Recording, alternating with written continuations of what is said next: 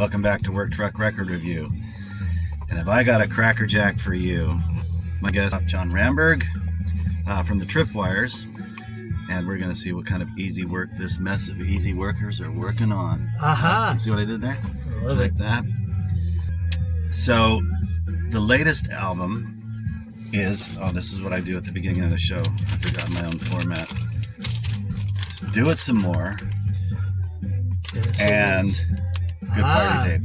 Done correctly, where like Yes. you flip it, it's nice. Right. So what the concept was, I think, it was supposed to be a gatefold, right? So Right. you're listening to the original songs, the record, Do It Some More.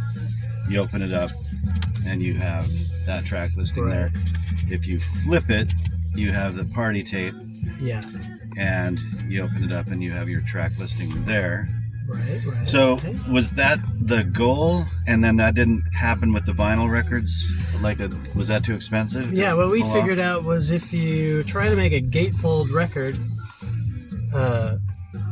in the current LP situation, that it was prohibitively expensive to print one gatefold sleeve, 2 LPs. Mm. It was cheaper to make 2 LPs, which kind of surprised us, but like that's when, talking to Kurt Block, helping us with it, his recommendation was, you should definitely, and I think Jim Sangster was in on this too, where like they're both into the aesthetics of it. Like, let's make sure the spines of the 2 LPs, when you put them together, the 2 covers are facing opposite directions and the spines are aligned. Mm-hmm. So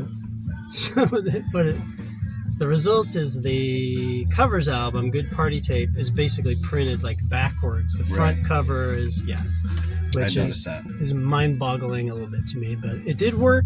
And every once in a while, someone would be like, I see what you did there. But, it was just a geeky. But yeah, the CD is different, of course, but I do like how you flip it, and we did make them upside down in tribute to the weird record. Yeah, and Stu Linkert's artwork is just gorgeous. Yeah, right? Yeah, and he took just hundreds of iPhone photos of us. Just like, I think there were 2 different days where he took pictures, which I didn't expect, but yeah, he really put a lot of effort in, and like, yeah, it's kind of amazing. I love all the stuff he does. Yeah, this is the second record that I've done on the show. 2 weeks or a week ago was, I don't know when this is going to be released, but the Dum Dums record, and he has, this is his signature font that he uses, and I don't know if this is all I know who you're talking about. Friedman or yes, is it Friedman? Yeah, he was like a comic artist in the right 90s. Yeah, what's that guy's name?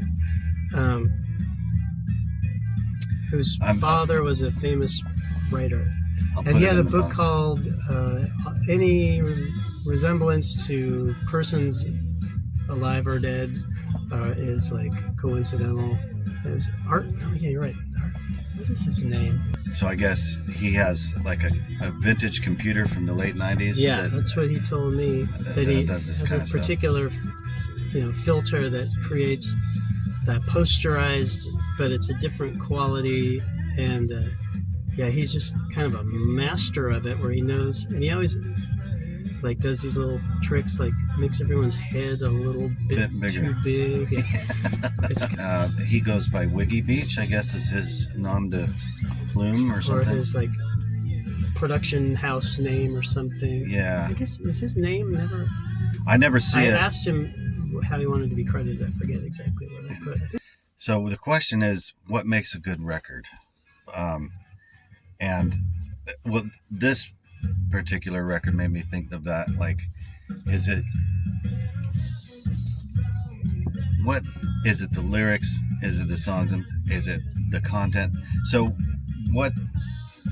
my first impression of what I would think of this record would be that I'm just gonna like one song, Piano Annie. Like, that's the one that I heard live that really caught me and that I fell in love with, and I'm gonna have a copy of that.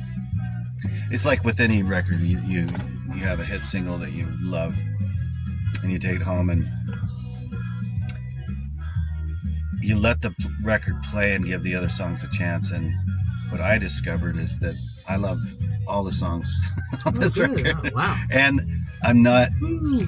yeah, which is, saying something, because I could have just gotten sick of it, but Heather and I have a morning ritual where since we got our record player working again and went through and cleaned up our vinyl collection, Mm-hmm. we'll throw on a record first thing in the morning as we're doing our thing and having coffee. And there's nothing lovelier than starting the day that way. Yeah. And so, like, it could be the Hollies' greatest hits or something that gets us in a good mood. And I've found that this Do It Some More has been a really nice day breaker. That's good.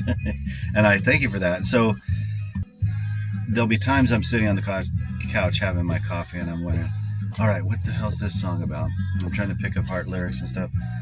And there's something that sort of stops me that in my tracks to say, maybe you don't want to know.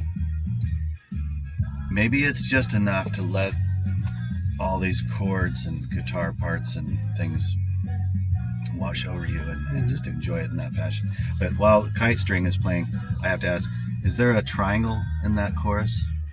I think there is. I think there is something like a triangle. I think it is a triangle. Or there's a dinky dinky dinky. Definitely. Yeah, some kind of progression. progression. I think it probably is a triangle. And speaking of piano, Annie, here it is. Mm-hmm, mm-hmm. What a great... There's got to be a term for... It's not alliteration, but piano Annie. It's like the same sort of sound combinations within a word that hit it together. Yeah. You know what the name of that is? Was that like... it's not quite alliteration, but it's similar, like where... I heard a good one the other day, like a pre Lovin' Spoonful John Sebastian song that he was singing about his jalop. His car, he called it a jalop, and he's like, I went to the shop, dropped my jalop, and that kind of like flow. It actually kind of reminds me of, there's a Chuck Berry, it's like a Chuck Berry lesson. I feel like it's so hard. It's like you either have it or you don't. He had that beautiful flow, where like he would somehow he just knew how it's poetry, I guess, or like and I don't feel like I hit that very often, but I never noticed that in the piano Annie. It does have a certain like satisfying Piano Annie. Yeah. So it's like this idea I had for Conrad Uno to record Brian Eno working with Yoko Ono, and it could be Uno, Eno, Uno. There you go. Yeah,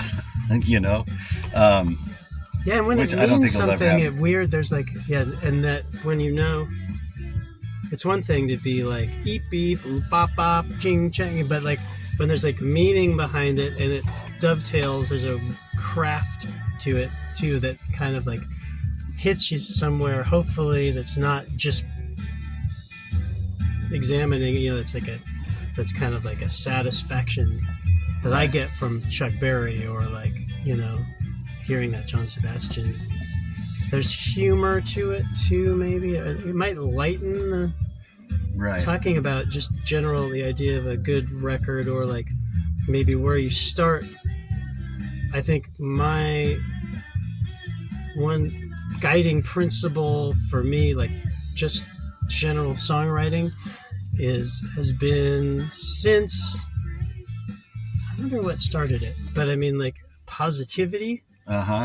And like that was it. I just was listening to one of those things about history of rock and roll, where they're talking about Summer in the City, and that was a guiding principle of John Sebastian's. Like, what if we had a Beatles kind of band, and it was really hit that positivity like hard. And the first single, Do You Believe in Magic, is the most positive song that you could imagine. And, you know, this is a time not that long before, in the 50s, when there was all that cloying, sugary, you know, how much is that doggy in the window kind of music that makes you want to vomit almost from the sweetness, not necessarily positivity, but like genuine.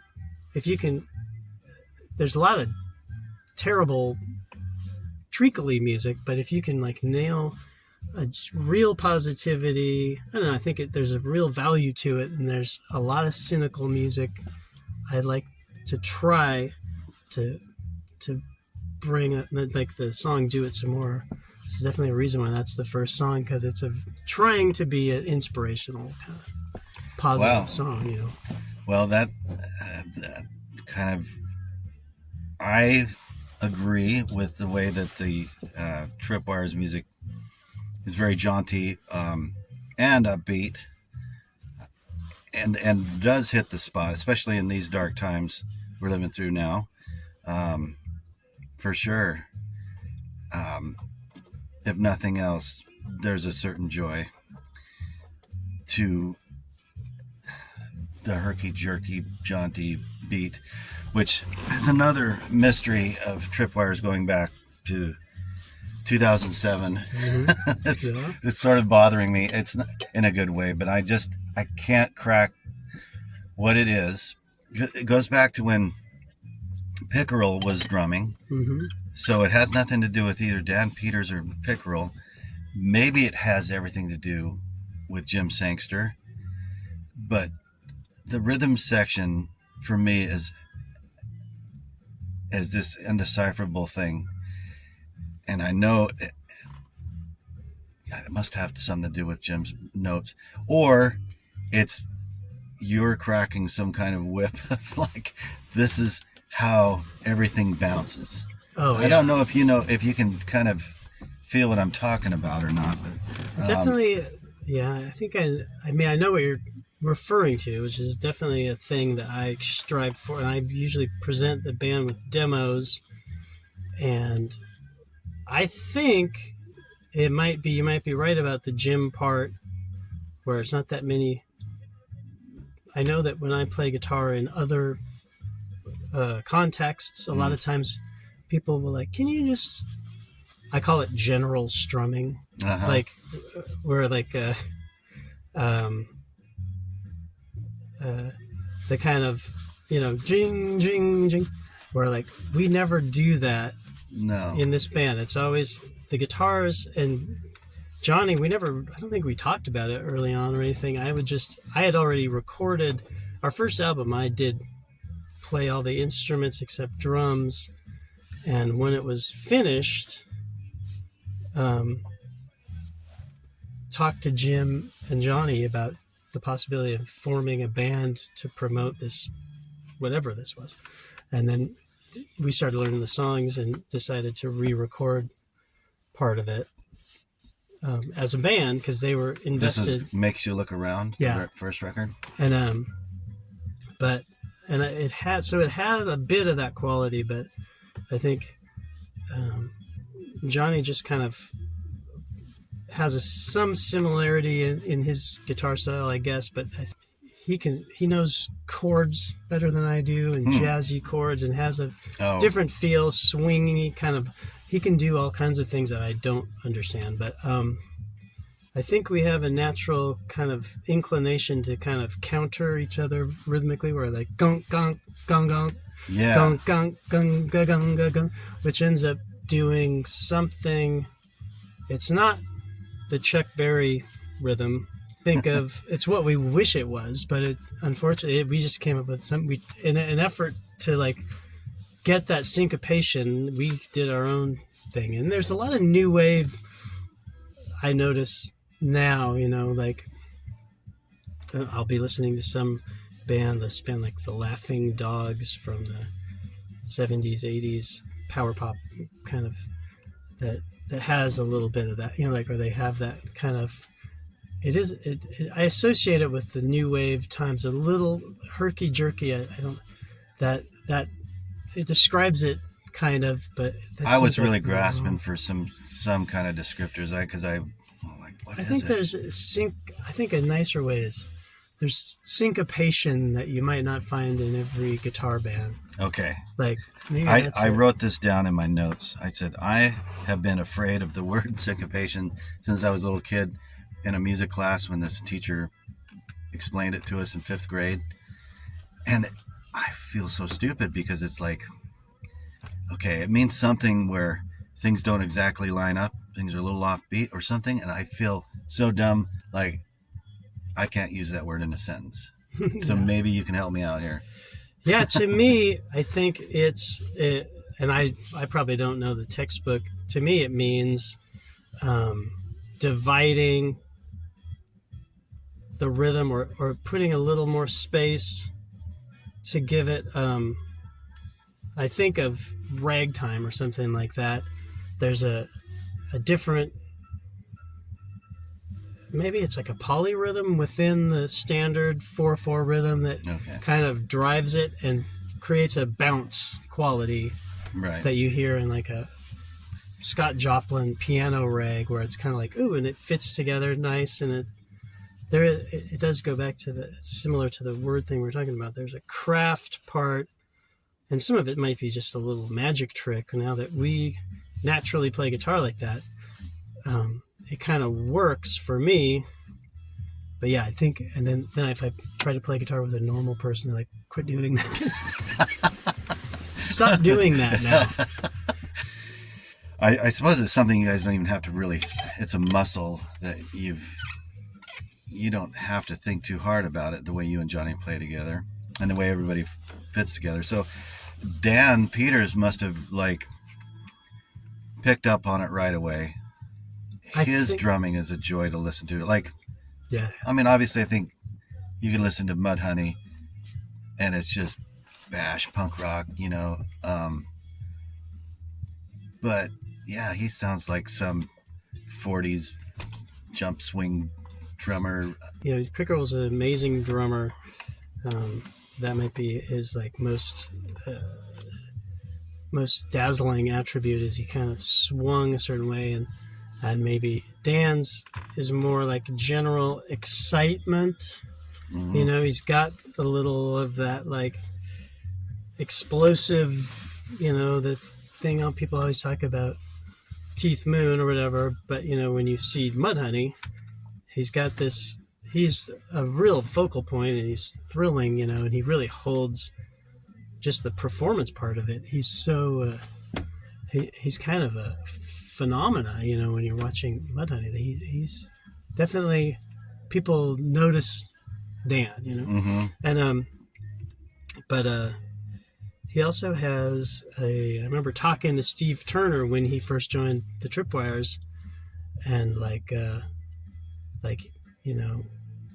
something about like, there was a moment where we were like, it's going to be different, because if you had like a BPM meter or whatever, he's a little more, he'll evolve over certain songs.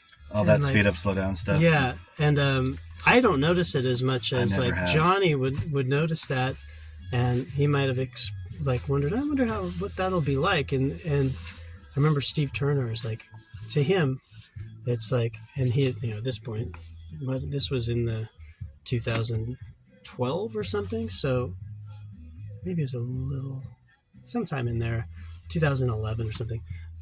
They're veterans, and he couldn't imagine just having boring old steady rhythm, like he was kind of like, that's the great thing.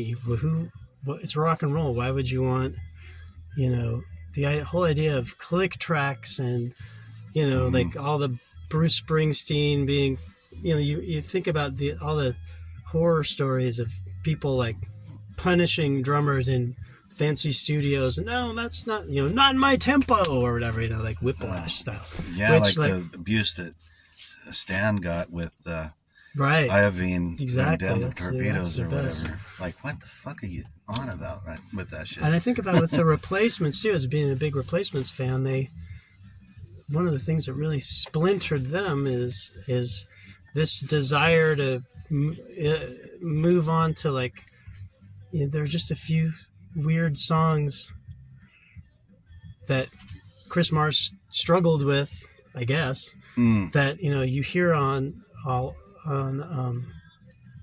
Don't Tell a Soul, I think is the album where they got rid of Chris Mars, or they had a new drummer at some point.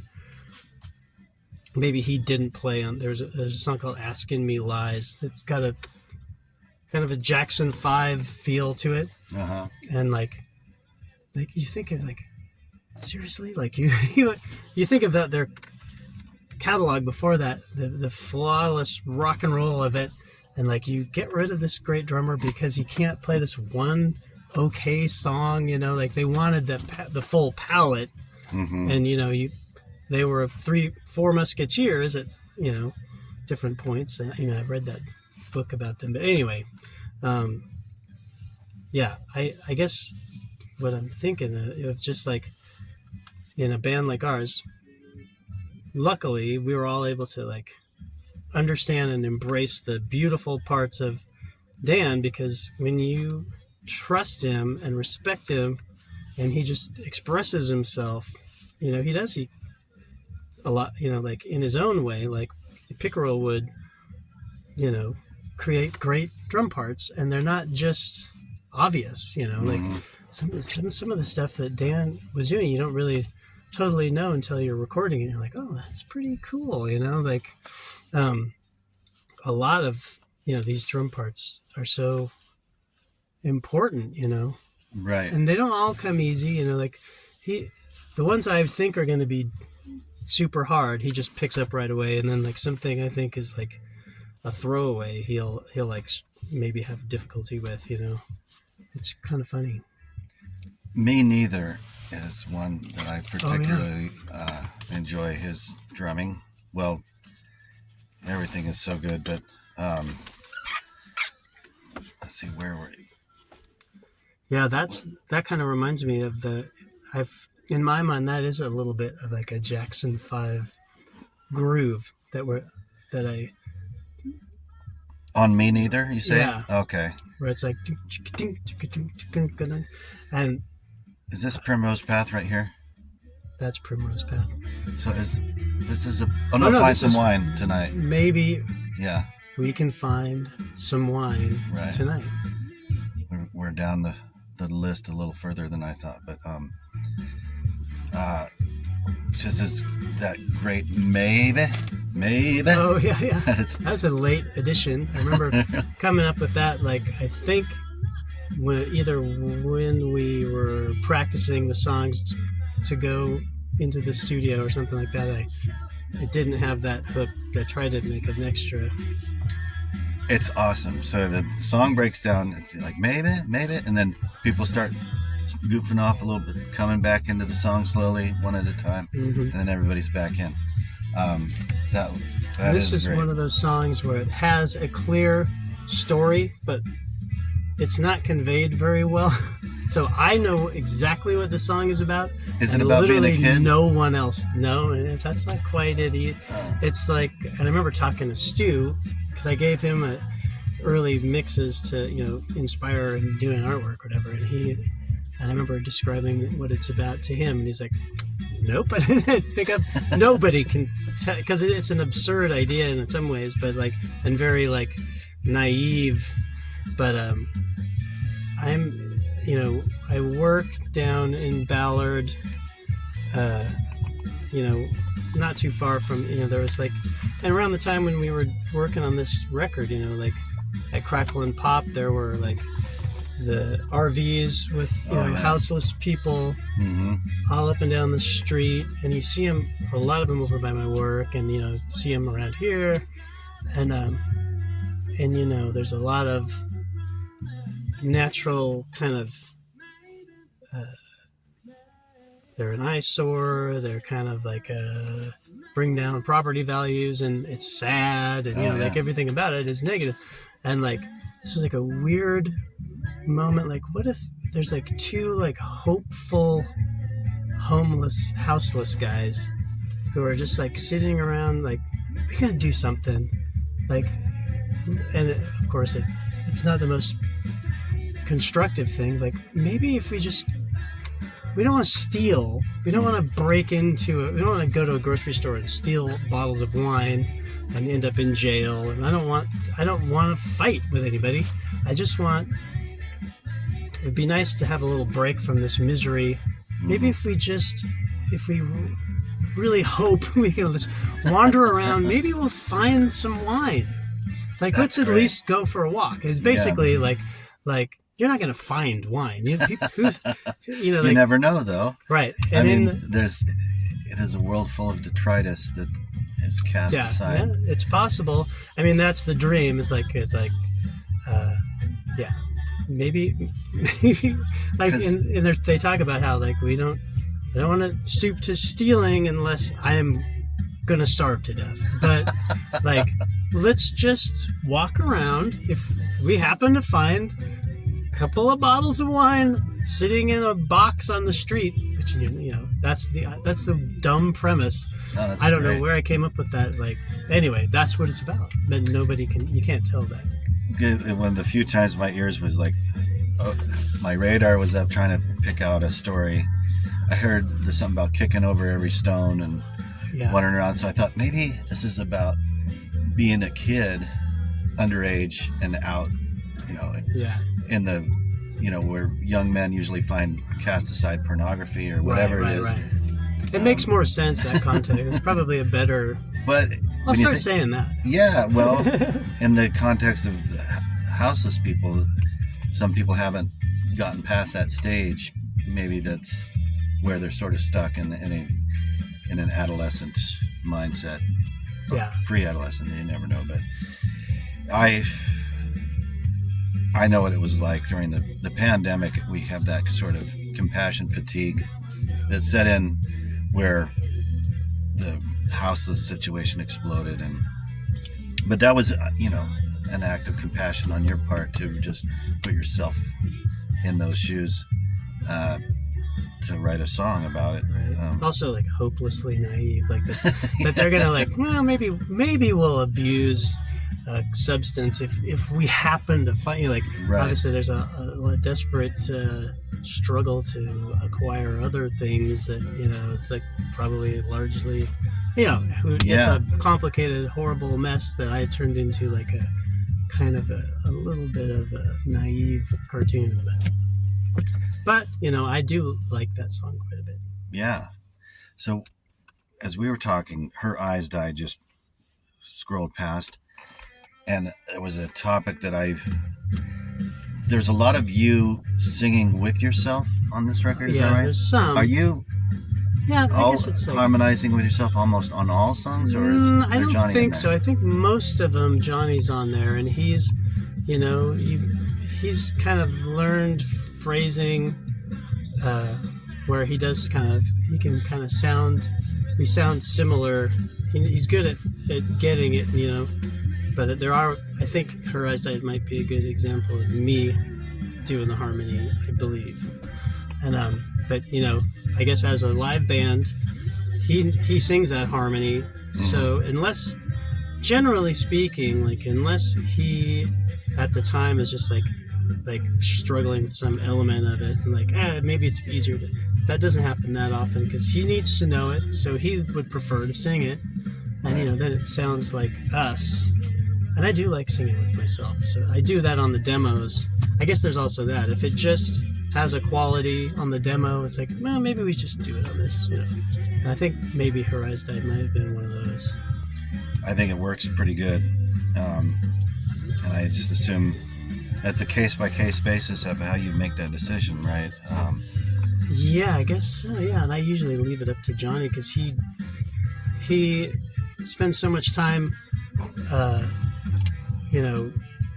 judiciously or listening to vocals and sort of rating them, right. Doing production work. So I don't know. He's got a good sense of when we got to blend, and we've gotten just better at blending over the years.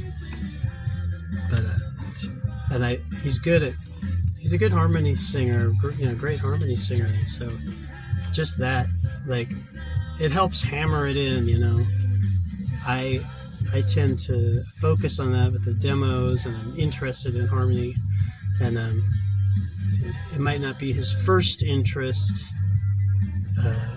when he's like learning the song, but once he gets it, he just usually, we do little brush ups because we have a lot of songs at this point, so sometimes you do forget the harmony, sometimes you forget the words.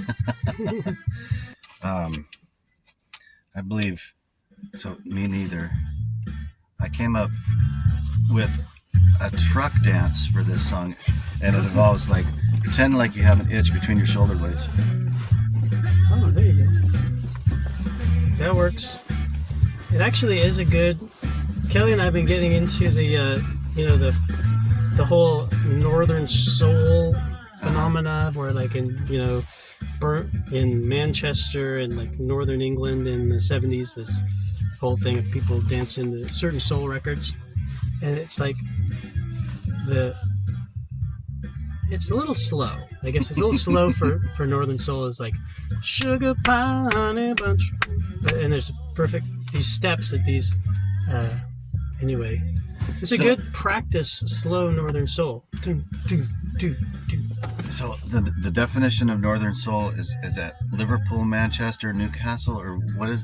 I know it's Manchester. There's a place called Wigan, which was, I'm not exactly sure where. I think that's somewhere in between.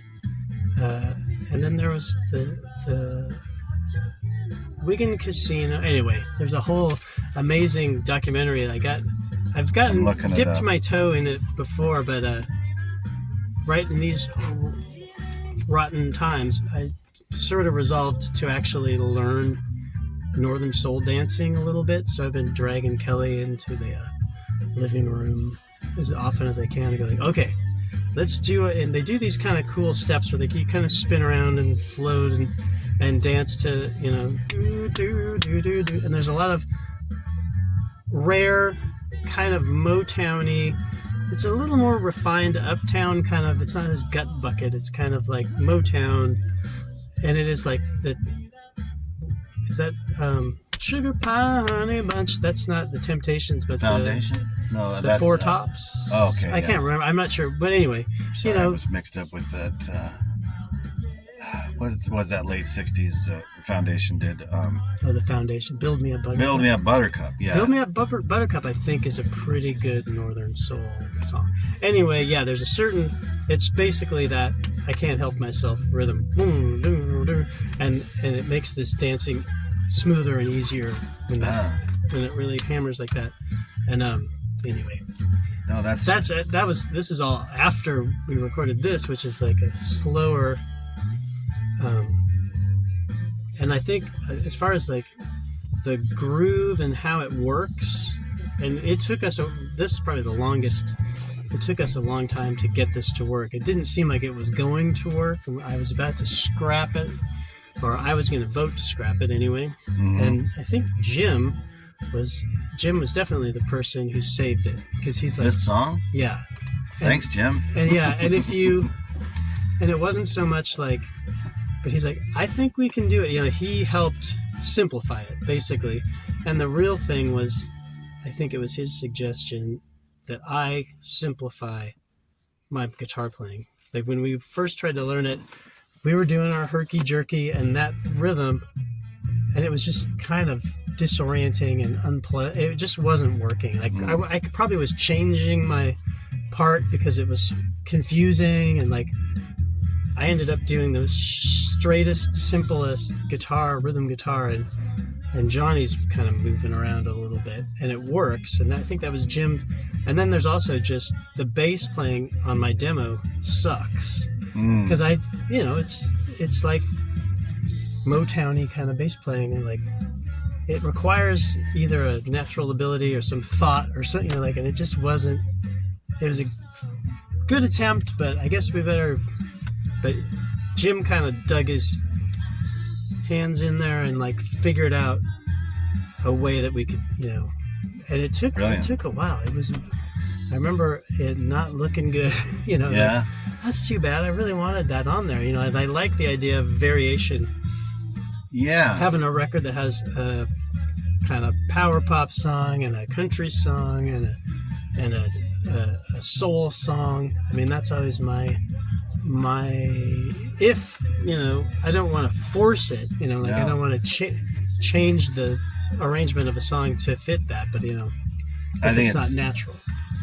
I think the end result was pulled off really well. Like what I said before, it's just such a great record to listen to and to flip and to not get tired of. There will come a day where I'll get sick of it and it'll probably go on the shelf for several months. But so far it had this arc of growing on me. Like, oh wow, I'd have a new favorite song every couple of days. Something would jump out at me. So that's great to hear. Thank you. And so pictures with my mind. Is there a nod to George Harrison at the beginning? The more one travels, the less one knows. Yes. Is that from the Inner Light? Yeah. Okay. Definitely. I thought it was. I heard that. That's somewhere. right. He said the more one travels, which is George said. I should have said George said the more one travels. I will start doing that. But yeah, that's definitely because we did that song in the Beatle cover band. Oh, wow.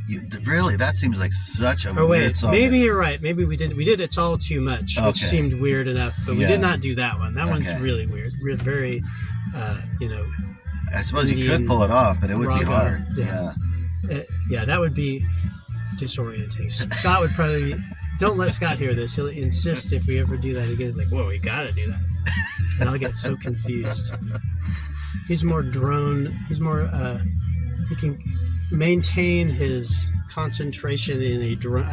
My mind goes blank in the drone situation. Right.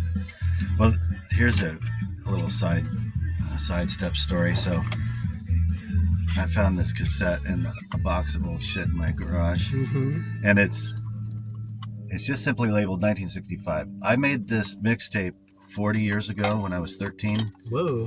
And all it is it's like Bringing It All Back Home, Highway 61, Rubber Soul, and Help, and it's just songs from 1965, but it's all just Beatles and Dylan.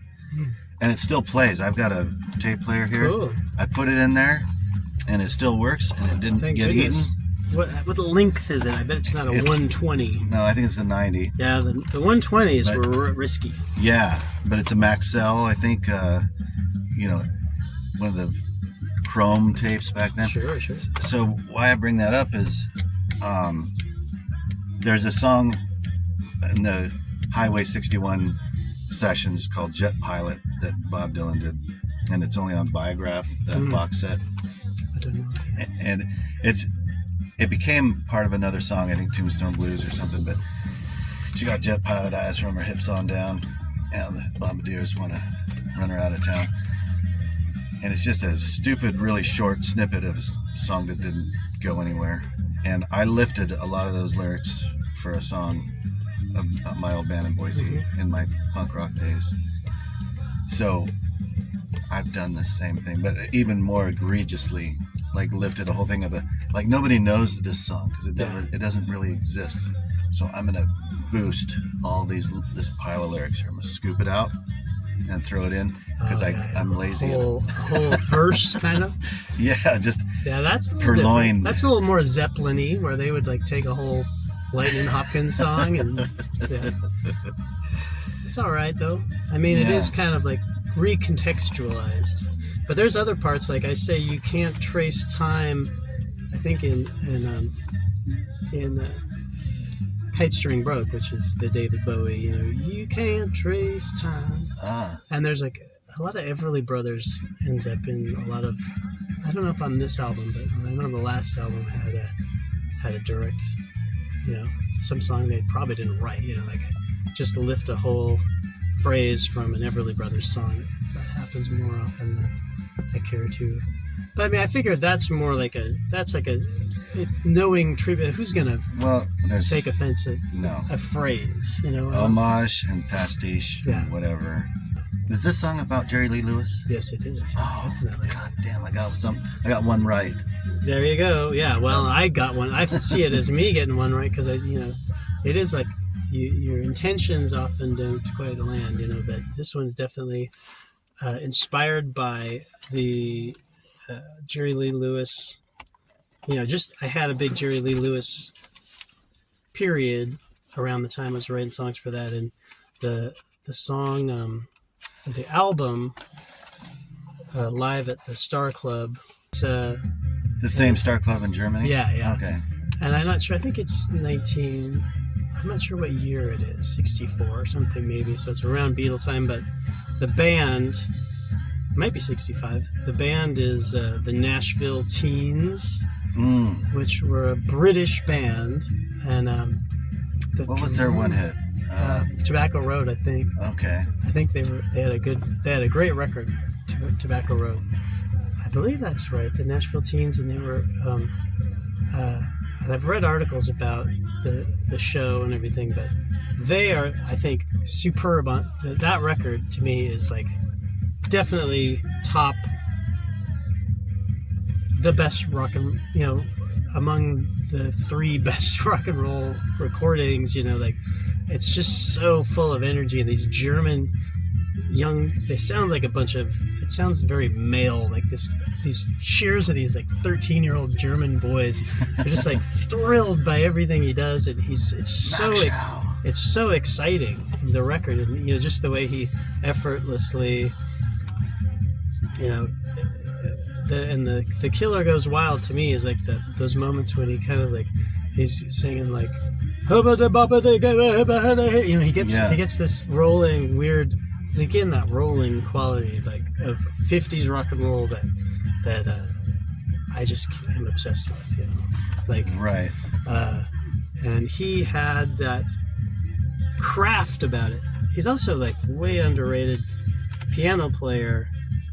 It's dazzling, like on certain recordings you realize it just flashes through. Sometimes he plays it with his feet and his butt and everything too, but I mean, like when he's also capable of all this, and he's a scary, weird man, and like I don't know, the whole thing just fascinated me, and like there's so many amazing records, I got so into it, and that's it's just pure tribute, all the way. It's hard to forget. I mean, it's easy to forget, hard to remember, I guess. The piano is also one of the devil's instruments, like the guitar. I often think of it as like a bucket list. Man, I'd really like to just tear some shit up on a piano. Like to be able to. At least you can play one. I can sort of. Yeah, I can play organ, and there's moments where I can like slide over a couple keys at a time to make it sound pretty bluesy and cool. But that's like more like in the organ realm. A little more Booker T maybe, but boy, when it comes to piano, that is just, you have a lot more to think about percussion wise, and it'd be just cool to be able to use both hands and just boogie woogie, man. Like Fred Speakman is capable of all that. Yeah. Where you can I would love to be able to do that. I don't know if I would ever leave my room if I could. It feels like I would, but I am so uncoordinated when my 2 hands are doing this and they're not doing that. It's not. There's a barrier that I feel like I need to be 16 years old and have lots of time on my hands, like I did when I learned the guitar. Like I just don't think I can break it by going in there once in a while and messing around with my cheap keyboard. Yeah. But I do kind of want one of those cool keyboards you have. Nords are pretty great, because I was just recently playing with the we're backing up Clay Bartlett for a show coming up, and his songs are great because they're very Dylan-esque in his chord progressions. With the mid-period Dylan of Blonde on Blonde era kind of. And so it's a lot of fun to play to.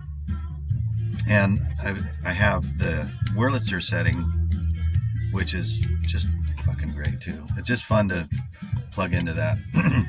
and be sort of good at it and inspired to be better. Right.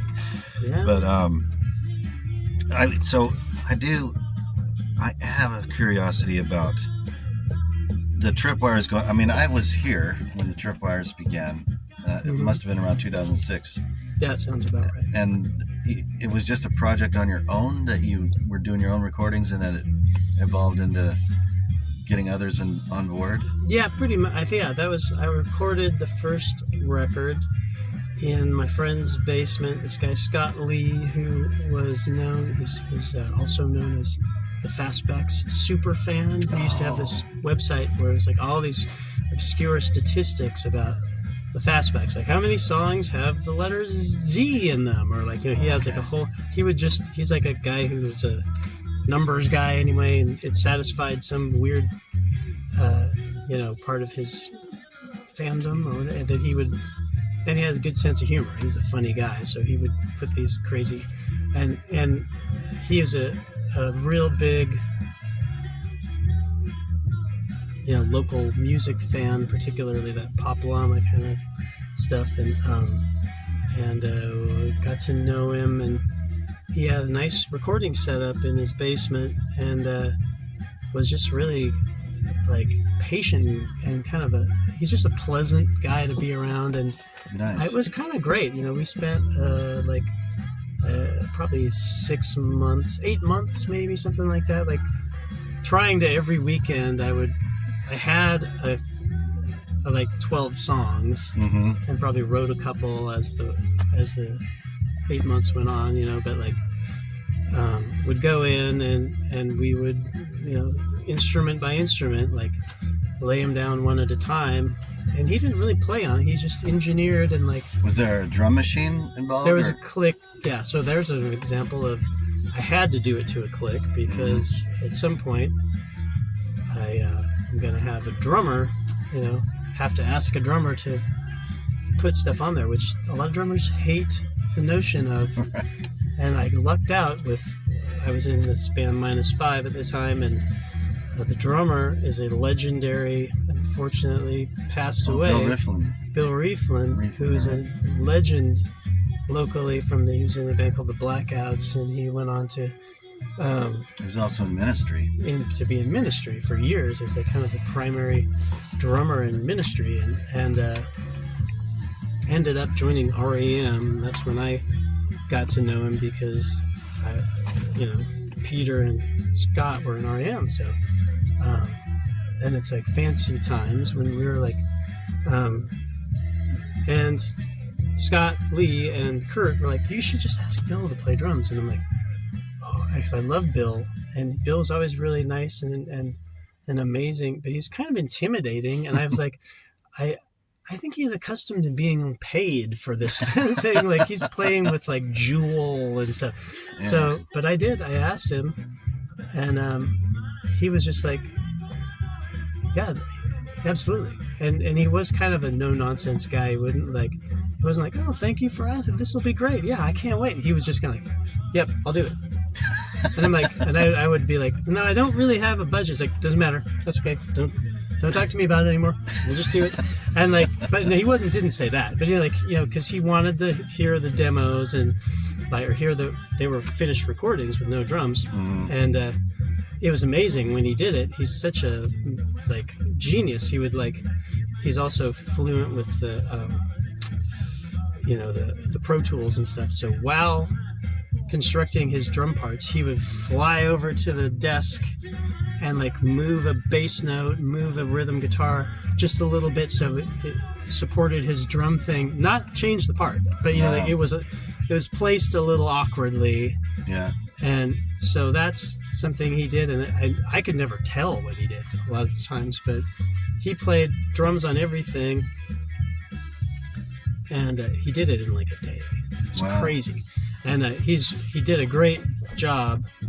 I kind of wish I would have just kept it that way in hindsight now, because it'd be great. I should ask Scott Lee if we could make like a mix like that, because I'd love to just hear the whole thing, but he like half of this album, it's all credited on there. That like for example, Big Electric Light is just me and Bill. Oh, really? Yeah, and Makes You Look Around. That's really. Yeah, and I think less. Oh no, not that one. And I forget which one sometimes, but yeah, he and there was one that I was like, oh, I love it now, but where I had we do a version of a Chuck Berry song,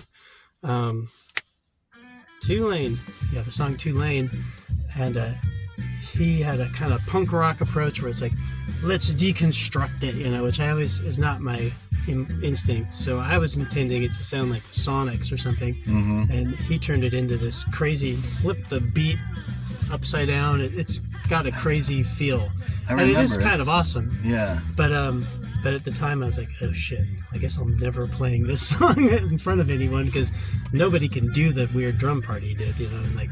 Okay. But it is interesting. It's really, I mean, he's a genius. That sticks out in my memory that it was very odd. It was very it's weird. you. But yeah, talk about herky jerky. It's crazy, but it is kind of amazing.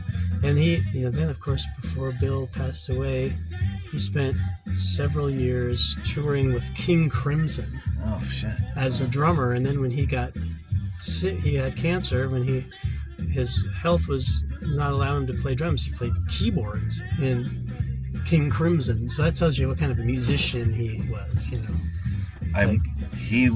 He had his own little room at the institution down off Western in Belltown.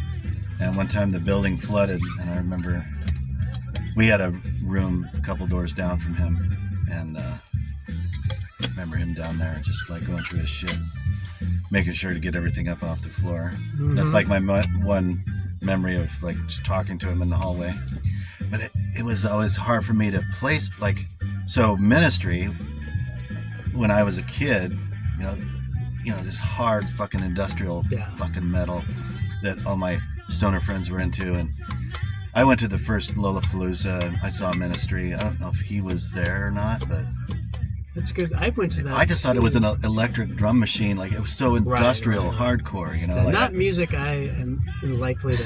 I don't think it wasn't something that stuck with me. It was like, okay, I'm in this party and I have to listen to 9 Inch Nails and Ministry in order to drink this beer from this keg. So it's just gonna grow on me. I'm not gonna grow old loving 9 Inch Nails and Ministry. Sorry to any of my old friends out there. Wasn't speaking. It's all subjective, That's some people, obviously are very passionate about it. Yeah, Bill was a very special, talented, crazy guy. It was really, I was so grateful for him to help me with that, and it kind of made us a little closer. But yeah, he's amazing. I've hear him play just a Beatles song. All of a sudden, he just changes into Ringo. He was such a good Ringo when he wanted to be too. Like, he's amazing. I'm going to ask you about this song before it comes up. Okay. This is what has been bothering me. So anyway, we've been listening to the Good Mix Party Tape, Good Party Tape, which has a wide range. It started off with an Equals song, I believe. Yeah. And so, what do we have? My next door neighbor, McCain. Who's that? Jerry McCain. I don't know a ton about him, but he was like an R&B artist from the 50s, and he had a couple other great songs. That's one of those ones I'd hear on I listen to WFMU a lot. I would hear it on Michael Shelley or something like that. And I think actually Jim heard it. So on Dave the Spaz was another great WFMU radio show, and he heard that song. And it reminded him of that kind of like, here's a song that's not a Chuck Berry song, but it's got a similar like rolling kind of lyric with a lot of that 50s rock and roll momentum that we're all kind of obsessed with. Storytelling. And it's got a certain rock pile-y thing. But I was going to try to make a joke about the sound of the Tripwires. It reminds me of this and that kind of 70s pub rock. And I said, it was be like if Dave Edmunds and Nick Lowe had a band. Yeah, right. Something like that. If they ever were what would that be like? I know. And it's so, yeah, we're obsessed with rock pile. Like, I do kind of sometimes feel like I would even go further that I could, if I had all the time in the world, I'd make a band that was just like, let's really focus on what was rock pile. I think you are, what rock pile was is you have the same streams coming together. Like you're influenced by the same things they were, right? 50s and early 60s maybe stuff. Slowly, I still every once in a while there'll be a song I'll go like, oh shit, that was also a cover. And like I don't always think about, they did a lot of cover songs like, you ain't nothing but fine, but the same way the Flaming Groovies are that. Yeah, way, right? where you all of a sudden like, oh shit, I didn't know, and I can't think of a good example right now. You Ain't Nothing But Fine would be one, but I think I always knew that. That seems so New Orleans-y. I bet someone else, and I can't remember the name of the artist who originated that. Was it maybe Johnny Allen or the guy? Anyway, Johnny Allen did Promised Land, but anyway, that I still every once in a while will discover or like maybe just a song from a Nick Lowe album. It's like, oh shit, he didn't write that. Wow, that's surprising. Like it still happens. Or sometimes they just sound like Nick Lowe wrote them and he had not. Okay, here we go. The Maharishi song. Oh yeah. I tried everything, trying to Google combination of the lyrics, and I just got spit back references to the Maharishi himself and flowers. So I don't know where the hell this came from. It's really hard to figure out. This is directly from my favorite radio show. That's the Michael Shelley show on WFMU.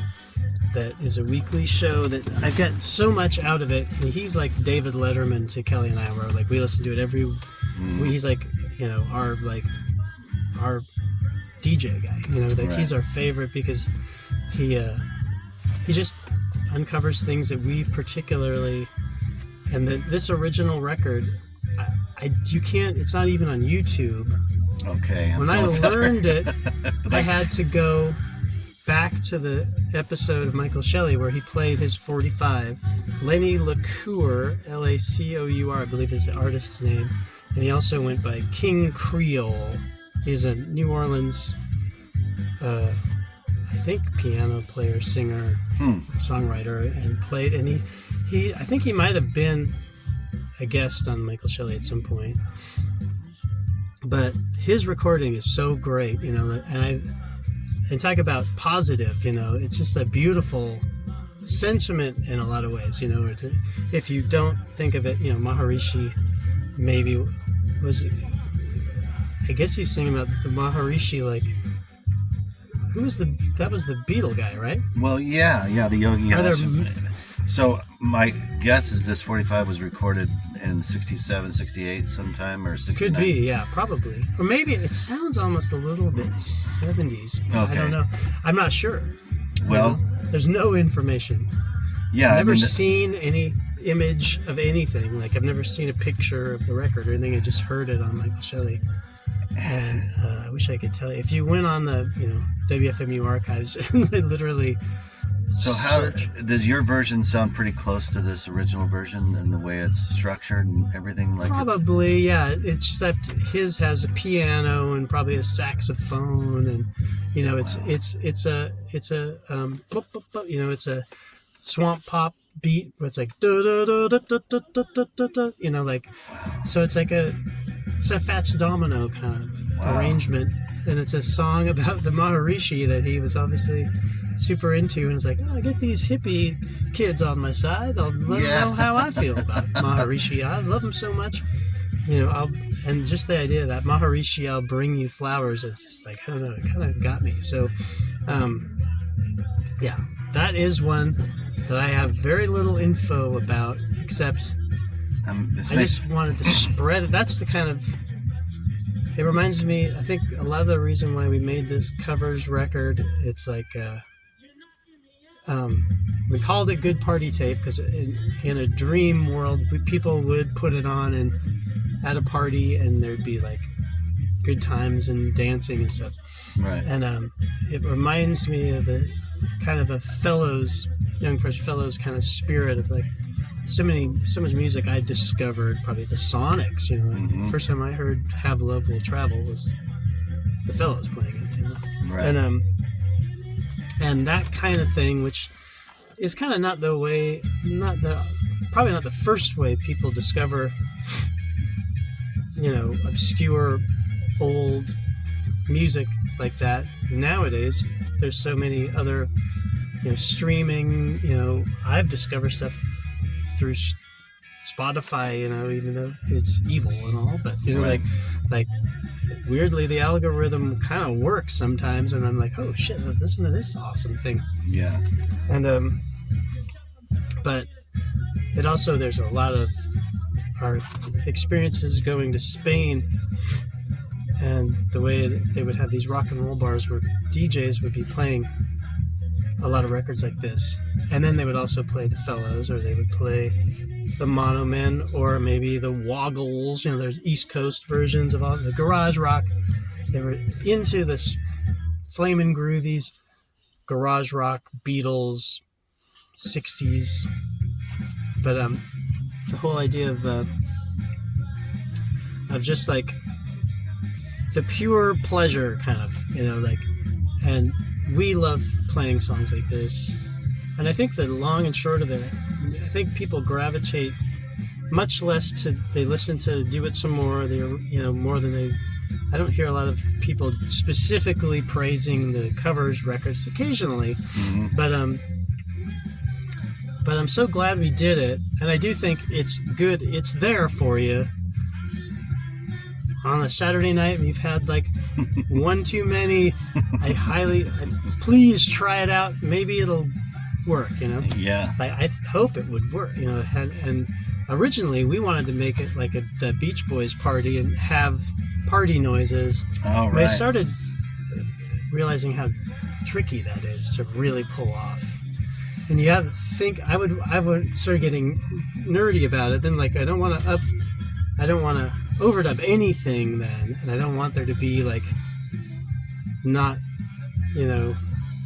everything would have to be like possible to have happened in a room at a party. Like we wouldn't want to have like a perfect sounding cowbell, although the cowbell would have to kind of wander around. You know what I mean? Like, and it could have happened, but it's a lot of work, and everyone was, we weren't like, let's invest a year in this, No. Well, for me, it's a great side 3 and 4 to the record. It's structured much the same way as Do It Some More. It's got the same sort of variety, and it's all tied in with the same artwork. It's the same ritual of pulling this out and putting it on the turntable. And the theme stays together. So it's just like an extension of the first record, but it's covers. Yeah. So I dig it. And I my brain has tied it into the entire experience of a 4-sided album. I did go on YouTube and hear this Kershaw's version of this old country guy, and his is a lot slower version, right? Yeah. This is about like teenagers getting pregnant or something. I think it's about aging, really. It's about like, or teaching your children, like, these are all the things that are going to happen to you on your journey in life. Doesn't leave a lot of time to fool around. Right. And I just love that. And he's such a weird kind of idiosyncratic sort of singer, so like lyric writer, that record is not. The record is this. The Blue Side of Country, I think it's called, something like that. It's a great record, and he was famously played on one of those Crazy Horse albums, On the Beach, Zuma. He does the liner notes. I'm trying, which one is it? You got Zuma, On the Beach. Might be On the Beach. Anyway, he was a kind of nutty. He was in the Kershaw Brothers. Okay. Rusty and Doug Kershaw. He was. Rusty and Doug Kershaw had a pretty more of a straightforward festival kind of career. It was like a New Orleans. He's a great, amazing Cajun fiddle player, and they had this Everly Brothers. I mean, I love the Kershaw Brothers, and I think he went a little further down the kind of substances and difficulties as an adult, like. Right. But he wrote some great songs, and I think he had a couple of hits he wrote as a Nashville songwriter, and made that record is a great hippie country, which I learned about on that Cocaine and Rhinestones. He talked about that album, and basically said it's one of the greatest kind of traditional country meets that kind of country rock, Neil Young, and the record is very you can tell it's got a looseness that's really interesting. Anyway, and I love that song. You guys sounded like the Derailers on your version. I don't know if you remember. I do remember, the Derailers from the 90s. They were kind of a Bakersfield sort of throwback band. I love the Derailers. Yeah.